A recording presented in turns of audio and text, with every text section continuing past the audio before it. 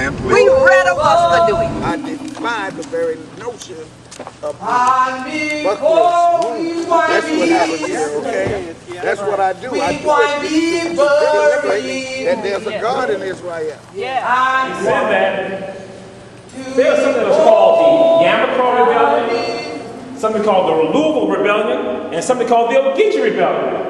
Where Gullah Geechee people in this area right here are saying, oh, check this out. You saying we can't have this? If we can't have it, no one's going to have it.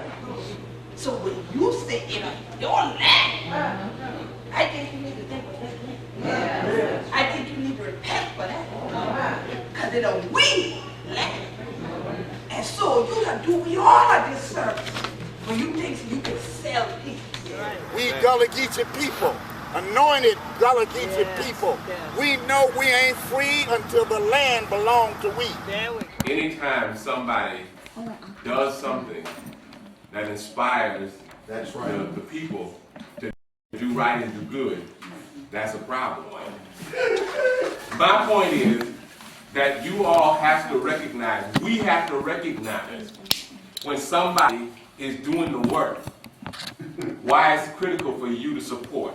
But keep in your mind that when the ticker pit come up every day on the news, that Wall Street first commodity was the black gold. You understand?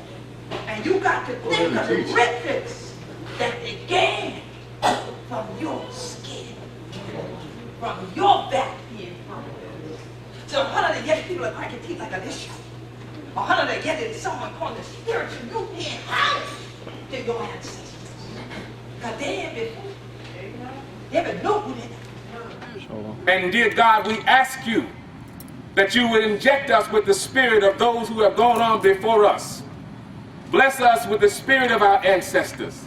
Bless us with the spirit of those revolutionary fighters who would rather die on their feet than live on their knees. I hear that.